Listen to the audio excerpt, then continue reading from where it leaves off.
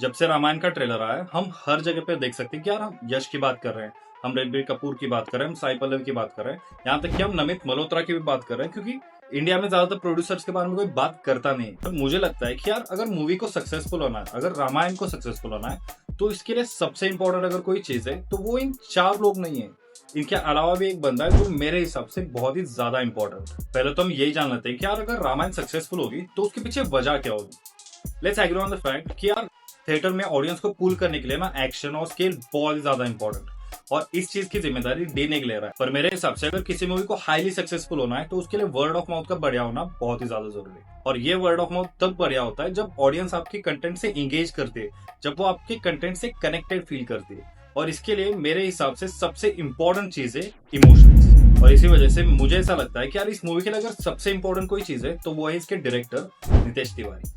रामायण का जो second part होगा उसका सेकंड हाफ मोस्टली एक्शन और बिग स्केल पे डिपेंड करेगा, पर उस चीज को बिल्डअप देने के लिए फर्स्ट पार्ट एक बहुत ही इंपॉर्टेंट चीज है, क्योंकि आप फर्स्ट पार्ट के जो इमोशंस लेके जाएंगे ना सेकंड पार्ट में, तो ही उसका बिग स्केल और एक्शन वर्क करेगा। और इसीलिए मुझे लगता है कि यार रामायण में 2 ऐसे सीन्स है फर्स्ट पार्ट में जो अगर ऑडियंस के साथ कनेक्ट कर गए तो फर्स्ट पार्ट तो ऑब्वियसली हिट होगा, पर second part global world wide audience में एक बेंचमार्क सेट कर सकते हैं इंडियन सिनेमा के लिए। मैं जो 2 सीन्स की बात कर रहा था उसमें जो पहला सीन है वो शायद मूवी का मोस्ट इंपॉर्टेंट सीन भी है और शायद मूवी का इंटरवल पॉइंट भी हो, दशरथ और कैकेयी की कॉन्वर्सेशन से लेकर राम के वनवास जाने तक का सीन। आई बिलीव कि अगर इस सीन को अच्छे से दिखाया जाए, लाइक 20 से 25 मिनट का एक प्रॉपर सीन जहाँ पे हमें कैरेक्टर डायनामिक्स, उनके हार्ड कॉन्वर्सेशन, उनकी वैल्यूज और आपस में रिस्पेक्ट देखने मिले, तो ये ना कि सिर्फ इंडियन ऑडियंस बल्कि ओवरसीज ऑडियंस के साथ भी बहुत ही ज्यादा कनेक्ट कर जाएगा।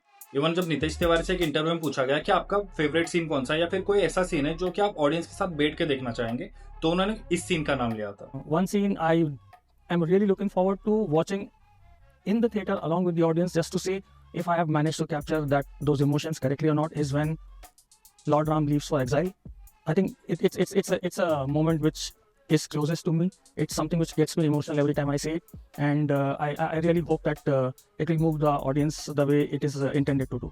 मतलब हम ये कह सकते हैं कि यार उन्हें इतना तो पता है कि इस सीन की वैल्यू क्या है, और अगर वो इस सीन के बारे में इतना हाईली बात कर रहे हैं तो मोस्ट प्रोबेबली जो उन्होंने सोचा होगा इस सीन के बारे में शूट करने से पहले वो अचीव भी कर लिया होगा। पर सिर्फ एक सीन से थोड़ी बात बनेगी, और इसीलिए मेरे लिए सेकंड सीन भी फर्स्ट सीन जितना ही इंपॉर्टेंट है। श्री राम और भरत के बीच की कॉन्वर्सेशन। फर्स्ट सीन इसीलिए हुआ था क्योंकि श्री राम की जगह भरत राजा बने, पर जब भरत खुद चल के श्री राम के पास आएंगे और उन्हें वापस ले जाने की बात करेंगे, पर जब श्री राम अपने पिता के दिए हुए वचन या फिर कह लो आदेश का पालन करने के लिए वहां पे रुकना चाहेंगे, तो वो उनके मोरल्स और वैल्यूज भी दिखाएंगे। एट द सेम टाइम जब भरत भी राजा बनने से इनकार करेंगे तो उनके कैरेक्टर की भी वैल्यू बढ़ाएगी। इसीलिए अगर इस सीन के डायलॉग अच्छे से लिखे गए और वो ऑडियंस से कनेक्ट कर गए तो ऑटोमेटिकली फर्स्ट सीन की वैल्यू भी बढ़ जाएगी, और ये दोनों सीन्स की वजह से ना पूरी मूवी चल जाएगी। और ये दोनों सीन तभी सक्सेसफुल होंगे जब नीतीश तिवारी अपना मैजिक दिखाएंगे। तो मेरे ख्याल से अगर रामायण को सक्सेसफुल होना है तो उसके लिए सबसे बड़ा एलिमेंट है Nitesh Tiwari the director. So that's my video, keep watching if you like and subscribe to the channel. और अपना ख्याल रखें, अपने पेरेंट्स का ख्याल रखें, क्योंकि हम अपने पेरेंट्स के बिना कुछ भी नहीं। Thank you.